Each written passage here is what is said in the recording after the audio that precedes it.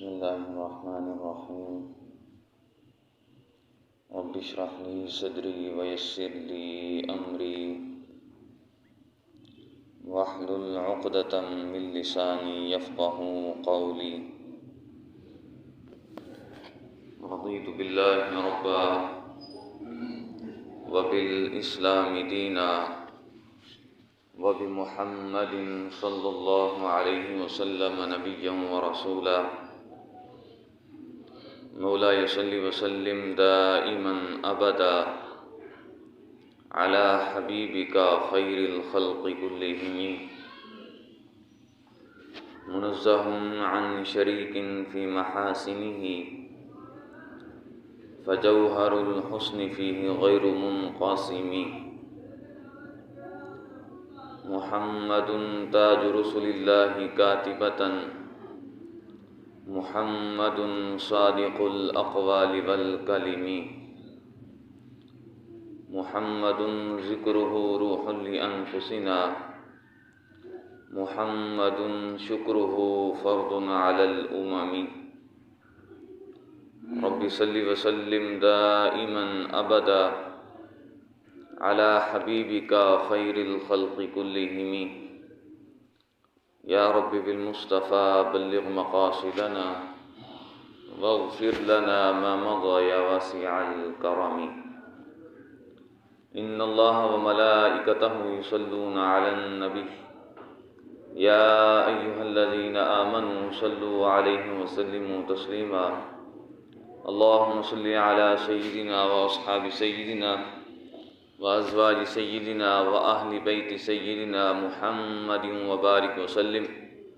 الصلاة والسلام عليك يا خاتم النبيين وعلى آلك وأصحابك يا خاتم المعصومين اللہ جل جلالہ وعم نوالہ وعظم شانہ وجل ذکرہ وعز اسمہ کی حمد و ثنا حضور سرور کائنات مفخر موجودات زینت بزم کائنات قائد المرسلین خاتم النبیین احمد مجتبی حضرت محمد مصطفیٰ صلی اللہ علیہ وسلم کی حضور ناز میں اپنی ارادتوں محبتوں اور عقیدتوں کا خراج پیش کرنے کے بعد دعا ہے کہ خالق لم یزل ہماری اس حاضری کو اپنی بارگاہ کے اندر قبول و منظور فرمائے رب ذوالجلال ہم سب کے تمام صغیرہ اور کبیرہ گناہوں کو معاف فرمائے رب ذوالجلال ہمارے مرحومین کے درجات کو بلند فرمائے رب ذوالجلال کے فضل اور توفیق سے ایک مرتبہ پھر رب ذوالجلال کی بارگاہ میں حاضر ہونے کی توفیق حاصل ہو رہی ہے رب ذوالجلال ہم سب کو دین کا فہم عطا فرمائے بیان ہو کس زبان سے مرتبہ صدیق اکبر کا بیان ہو کس زبان سے مرتبہ صدیق اکبر کا ہے یار غار محبوب خدا صدیق اکبر کا الہی رحم فرما خادم صدیق اکبر ہوں الہی رحم فرما خادم صدیق اکبر ہوں تیری رحمت کے صدقے واسطہ صدیق اکبر کا نبی کا اور خدا کا مدح گو صدیق اکبر ہے نبی کا اور خدا کا مدح گو صدیق اکبر ہے نبی صدیق اکبر کا خدا صدیق اکبر کا ضیاء میں مہر عالم تاب کا یوں نام کب ہوتا نہ ہوتا نام اگر وجہ ضیاء صدیق اکبر کا صفا وہ کچھ ملی خاک سرے کوئے پیمبر سے مصفہ آئینہ ہے نقش پا صدیق اکبر کا ہوئے فاروق و عثمان و علی جب داخل بیعت ہوئے فاروق و عثمان و علی جب داخل بیعت بنا فخر سلاسل سلسلہ صدیق اکبر کا علی ہیں اس کے دشمن اور وہ دشمن علی کا ہے علی ہیں اس کے دشمن اور وہ دشمن علی کا ہے جو دشمن عقل کا دشمن ہوا صدیق اکبر کا، علی ہیں اس کے دشمن، اور وہ دشمن علی کا ہے جو دشمن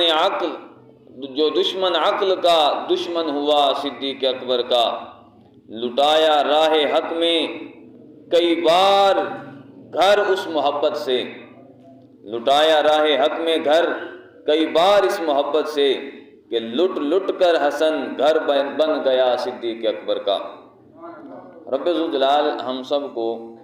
حضرت سیدنا صدیق اکبر رضی اللہ تعالیٰ عنہ کی شان سمجھنے کی توفیق عطا فرمائے۔ آج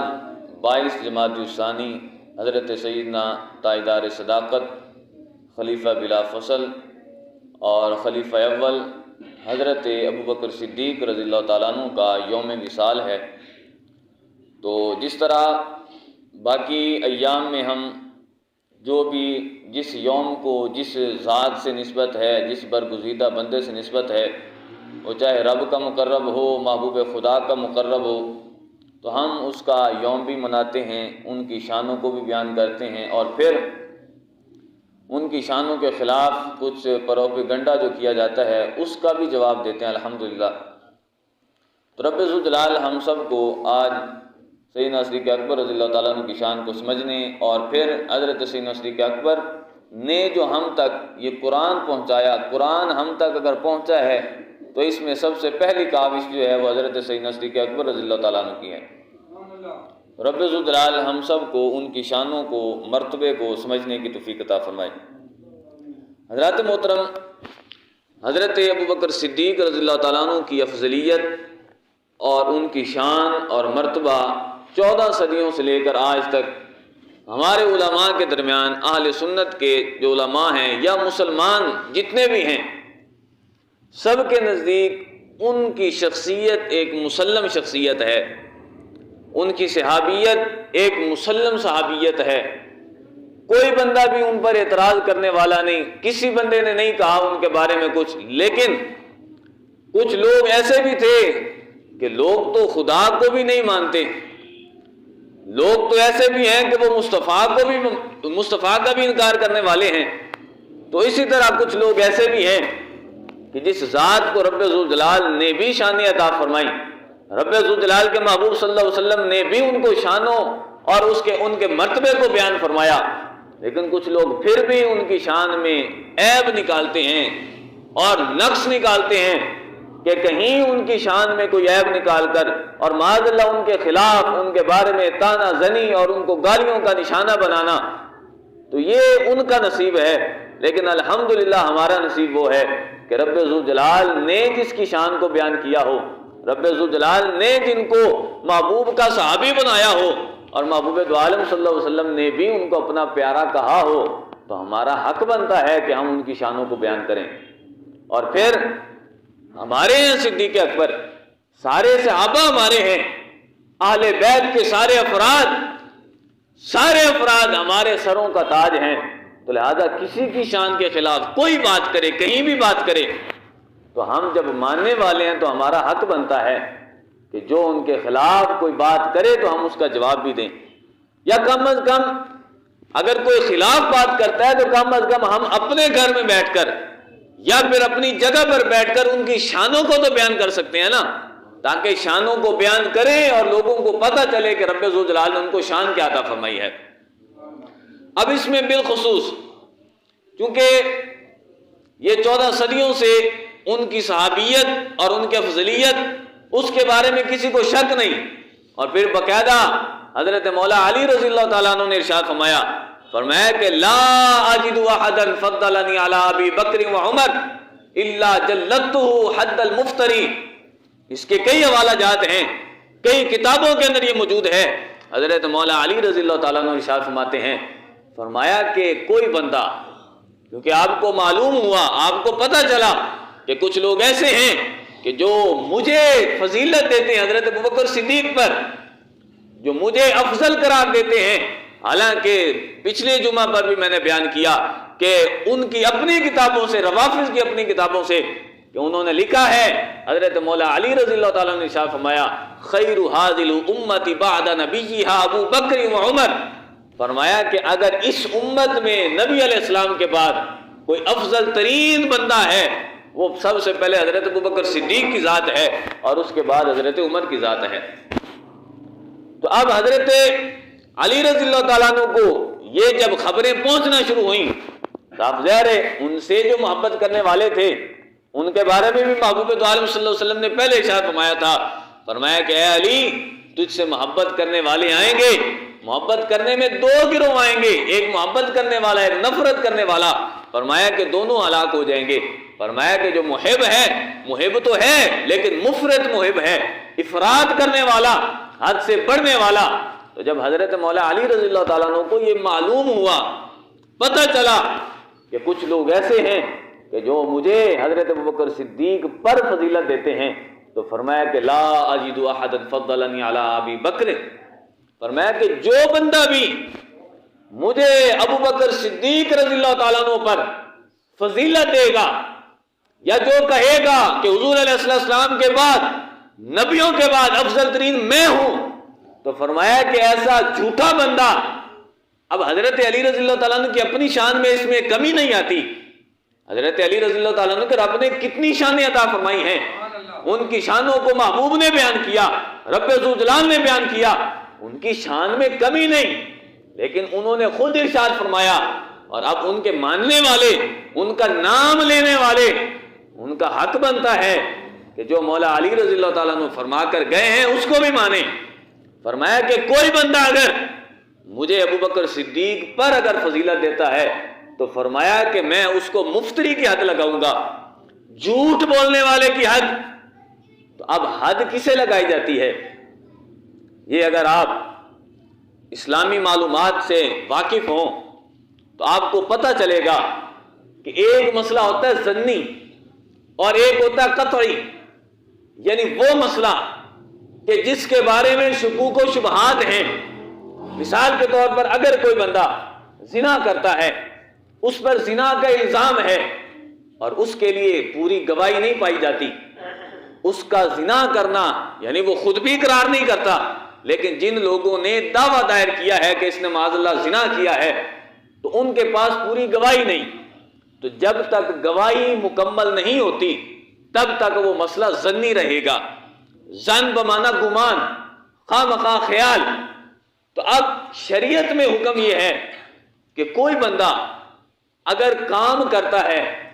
اور ایسا کام کہ جس پر حد لگائی جاتی ہے، مثال کے طور پر کوئی کام ایسا ہے کہ جہاں پر ہاتھ کاٹے جاتے ہیں، کہیں پر کوڑے لگائے جاتے ہیں، اور اگر زنا میں کہیں پر اس کو سنسار کیا جاتا ہے اور کہیں پر اس کو بالکل مار دیا جاتا ہے، تو شریعت کہتی ہے کہ اگر مسئلہ ظنی ہے تو ظنی مسئلے پر کبھی بھی اس کو حد نہیں لگائی جائے گی، ظنی مسئلے پر کبھی بھی اس کو حد نہیں لگائی جائے گی، بلکہ جو مسئلہ یقینی ہوگا، جب اتھینٹک ثبوت مل جائیں گے، قطعی ثبوت مل جائیں گے، تو اس کے بعد اس پر حد جاری کی جاتی ہے۔ تو اب حضرت فاروق اعظم رضی اللہ تعالیٰ عنہ، حضرت سیدنا صدیق اکبر رضی اللہ تعالیٰ عنہ، ان کی اگر افضلیت ظنی ہوتی، کچھ لوگ ہم اہل سنت میں لوگ کہتے ہیں کہ افضلیت ہے ان کی، یا پھر معاذ اللہ وہ خلافت میں افضل ہیں اور پھر ولایت میں افضل حضرت مولا علی رضی اللہ تعالیٰ عنہ ہیں۔ حضرت مولا علی رضی اللہ تعالیٰ عنہ نے اس وقت فیصلہ کر دیا، فرمایا کہ اگر کوئی بندہ مجھے ابوبکر صدیق رضی اللہ تعالیٰ عنہ پر فضیلت دے گا تو فرمایا کہ اس کو میں کوڑے لگاؤں گا۔ تو پتہ چلا کوڑے کس پر لگائے جاتے ہیں؟ حد اس مسئلے پر لگائی جاتی ہے کہ جہاں پر کوئی مسئلہ قطعی ہو اور قطعی اور یقینی ہو۔ تو حضرت مولا علی رضی اللہ تعالیٰ عنہ کا فرمان، آج اگر کوئی بندہ بھی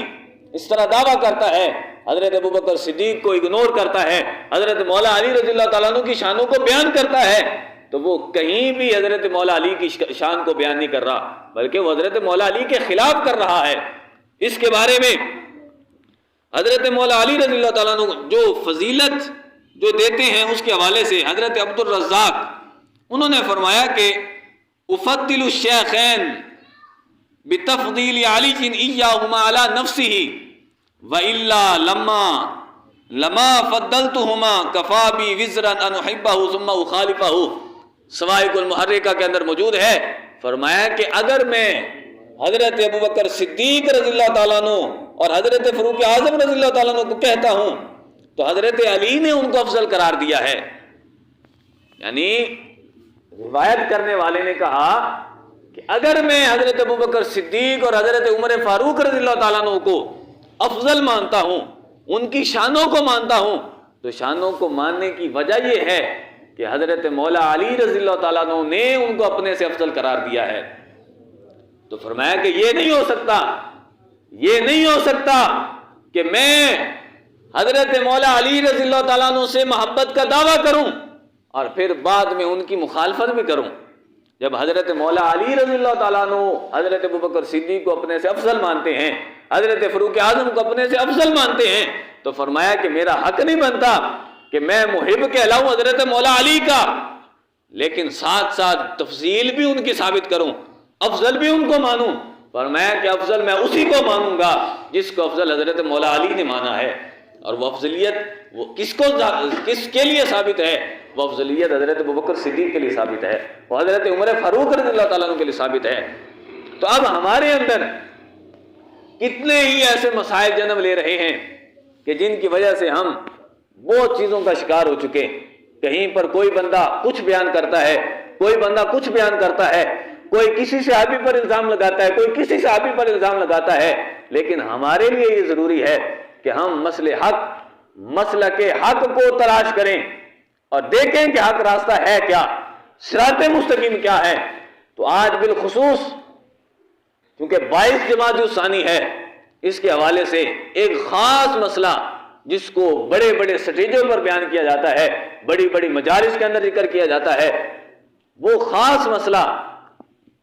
حضرت ابوبکر صدیق رضی اللہ تعالیٰ عنہ کی طرف غصب کی نسبت کرنا ہے۔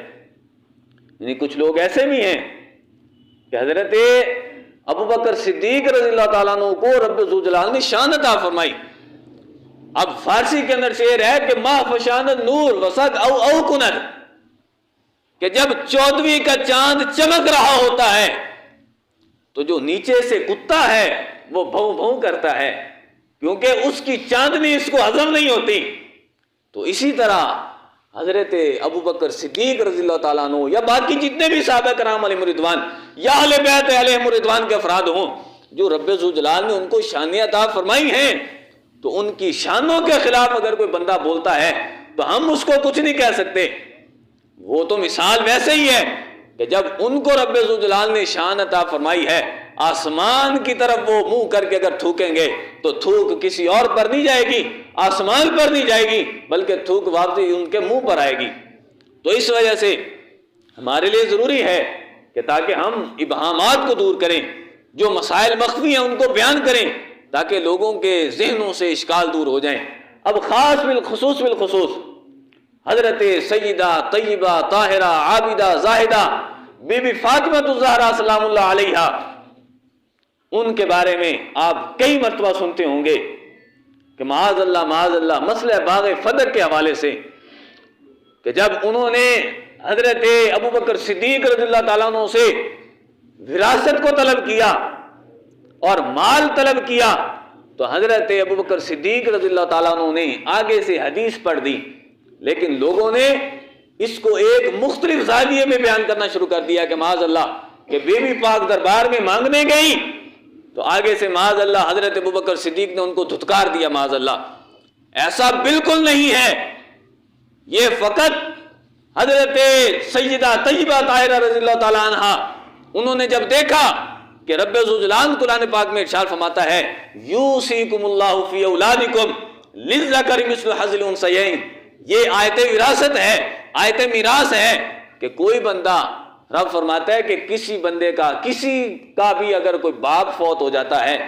تو اس باپ کی وراثت جو ہے اس کی اولاد کو ملتی ہے۔ اس باپ کی وراثت کس کو ملتی ہے؟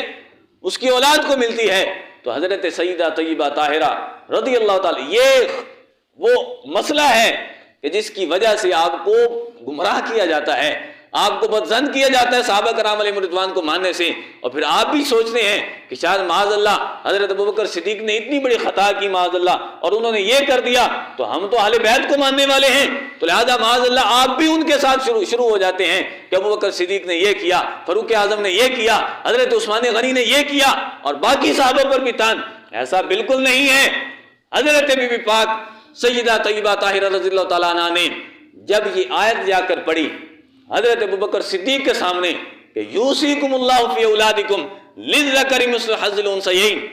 ایک روایت ہے کہ آپ نے پیغام بھیجا، ایک روایت ہے کہ آپ خود گئیں، تو اب جب آپ نے جا کر مطالبہ کیا کہ حضور علیہ السلام کے جتنا بھی مال تھا، حضور علیہ السلام نے جو بھی وراثت چھوڑی، تو آپ کا یہ خیال تھا کہ چونکہ رب ذوالجلال کا فرمان ہے کہ جب کسی کا باپ فوت ہو جاتا ہے، اس کا وصال ہو جاتا ہے، تو اس کی وراثت اس کی اولاد کو ملتی ہے، تو آپ نے جا کر پوچھا کہ یہ وراثت تو ہماری بنتی ہے، تو حضرت ابوبکر صدیق رضی اللہ تعالیٰ عنہ نے آگے سے حضور کا ہی فرمان سنا دیا، فرما دیا کہ نحن معاشر الانبیاء، کہ حضور علیہ السلام نے ارشاد فرمایا تھا کہ اے لوگوں یاد رکھنا ہم نبیوں کا گروہ ہیں، لا نورثو، ہم کسی کو وارث نہیں بناتے، نہ کسی کو درہم کا وارث بناتے ہیں، نہ کسی کو دینار کا وارث بناتے ہیں، جو کچھ بھی ہم چھوڑتے ہیں ما ترکنا صدقۃ، فرمایا کہ جو کچھ بھی ہم چھوڑ کر جاتے ہیں وہ سارا کا سارا صدقہ ہوتا ہے۔ سبحان اللہ۔ اب یہ حدیث پاک اس کو روایت کرنے والے کئی صحابہ کرام علیہ رضوان، اور اس پر صحابہ کا اجماع،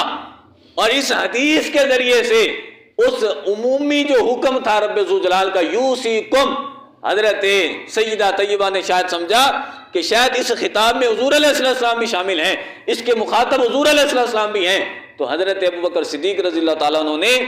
آگے سے حدیث سنا کر بیان کر دیا کہ حضور علیہ السلام نے تو خود اپنے آپ کو اس سے دور کر لیا تھا، اپنا استثناء کیا تھا، فرمایا کہ جو بھی نبی ہو، نبی کبھی بھی درہم اور دنانیر کی وراثت نہیں چھوڑتا، نبی کی وراثت صرف اور صرف علم ہوتی ہے، نبی کی وراثت صرف اور صرف حکمت ہوتی ہے، تو لہٰذا اس کے بعد حضرت سیدہ طیبہ طاہرہ رضی اللہ تعالیٰ عنہ وہ خاموش ہو گئیں اور واپسی آ گئیں، اور اس میں کوئی قسم کا تان نہیں تھا۔ لیکن آج لوگوں نے اس کو کتنا بڑا مسئلہ بنا کر کہ معاذ اللہ سجدہ مانگنے گئیں اور حضرت ابوبکر صدیق نے آگے سے روک دیا، تو یاد رکھنا حضور علیہ السلام نے حضرت سیدہ طیبہ خاتون جنت رضی اللہ تعالیٰ عنہ کو 7 بستیوں کا 7 قبیلے ایسے تھے جو حضرت حضور علیہ السلام نے حضرت بی بی فاطمہ الزہرا سلام اللہ علیہا پر وقف کر دیے تھے، اور جو بھی ان کی مالیت ہوتی تھی، جو ان کا نفع ہوتا تھا، وہ سارا کا سارا بی بی پاک کے سامنے آتا، تو آپ کو مانگنے کی ضرورت ہی نہیں تھی، لیکن آپ نے طلب کیا کہ حضور علیہ السلام کی وراثت ہے، لیکن جب آپ کو پتہ چلا کہ حضور علیہ السلام میرے ابا جان خود فرما گئے ہیں کہ جو نبی ہوتا ہے نبی کی وراثت درہم اور دنانیر نہیں ہوتا، نبی کی وراثت یہ زمین اور جائیداد نہیں ہوتی، نبی کی وراثت فقط اور فقط علم اور حکمت ہوتی ہے۔ اب اس میں لوگوں نے بڑی بڑی چیزوں کو بیان کیا کہ معاذ اللہ سیدہ طیبہ طاہرہ رضی اللہ تعالیٰ عنہ کی بے حرمتی کی گئی، ان کی معاذ اللہ عزت کو، ان کی عزت اور ناموس پر حملہ کیا گیا، معاذ اللہ کبھی بھی ایسا نہیں ہوا اور کسی ذات نے ایسا نہیں کیا۔ اور پھر بعد میں کسی نے جا کر حضرت ابوبکر صدیق کو بتایا کہ آپ کے اس حدیث سنانے کی وجہ سے، یعنی لوگوں کا یہ گمان تھا کہ شاید خاتون جنت اس بات سے ناراض ہو گئی ہیں کہ آپ نے جب آگے سے حدیث سنائی ہے، حالانکہ یہ ہو نہیں سکتا، اہل بیت امت کے لیے ایک مشعل راہ ہیں، یہ نہیں ہو سکتا کہ حضور علیہ السلام کا فرمان سنا ہو اور ایک بیٹی اپنے والد کا فرمان، اور وہ بھی خاتم النبیین کا فرمان، اور وہ بھی سید الانبیاء کا فرمان جب سنے اور معاذ اللہ وہ اس پر تکرار کرے اور اس کے خلاف جائے، تو کسی نے جا کر کہا حضرت ابوبکر صدیق رضی اللہ تعالیٰ عنہ سے، اور یہ روایت خود روافض کی کتابوں میں موجود ہے،